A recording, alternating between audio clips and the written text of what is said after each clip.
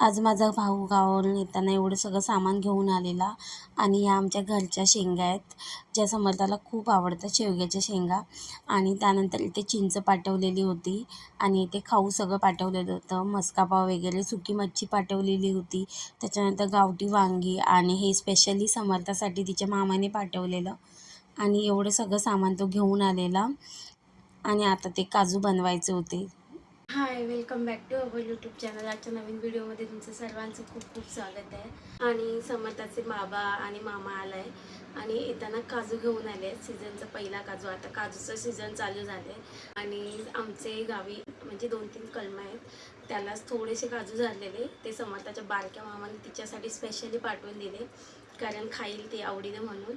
आणि समर्था लाडकी भाची आहे, म्हणजे दोन्ही मामांची लाडकी भाची आहे, पहिली भाची आहे आणि तिच्यासाठी सगळं काही करतात सगळीजणं. आज पहिला काजू खाईल, म्हणजे काजूची भाजी खाईल ते आवडीने. आणि काजूची भाजी एकदम टेस्टी लागते. जर गावी म्हणजे जे गावी असते त्यांची तर खूप जास्त मजा आहे या सीझनमध्ये. तशी काजूची भाजी कुठेही भेटत नाही. काजू सगळ्यात जास्त महाग आहे आणि थोडेसे पाठवले तिच्यासाठी आणि त्याचीच आज मी भाजी बनवणार आहे आणि समर्थाला भरवणार आहे.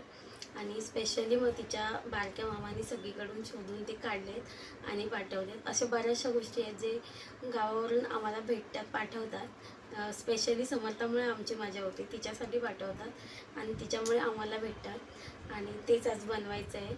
आणि समर्था तर खुश आहे, ते तिला कळत नाही आहे, तिने बघितले ते काजू. त्यानंतर मी जेवणाची तयारी करायला सुरुवात केली. इथे पहिले काजू ताटात काढून घेतले आणि ते कट वगैरे करून घेतले. तोपर्यंत समर्थाचा नाश्ता पण झाला होता आणि आता मामा आला आहे म्हणजे काय बघायला नको. मॅडम एकदम खुश असतात आणि त्याच्यासोबत मस्त खेळत असते ती. तोपर्यंत इथे मी माझी जेवणाची तयारी करायला सुरुवात केली, म्हणजे सगळं कट वगैरे करून घेतलं, कांदा, टोमॅटो, बटाटे वगैरे, आणि त्यानंतर फोडणीला पण दिलं. आणि त्यानंतर मग समर्थाची पहिली अंघोळ घालून घेतली आणि मग बाकीच्या तयारीला लागली.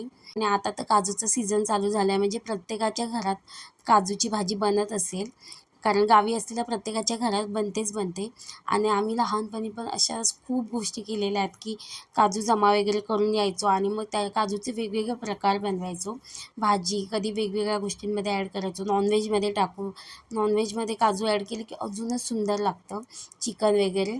आणि त्यानंतर माझी इथे डाळ बनवून रेडी होते. बेसिक जेवण होतं, डाळ आणि काजूची भाजी. खूप छान लागते, साधं सिंपल जेवण एकदम टेस्टी लागतं.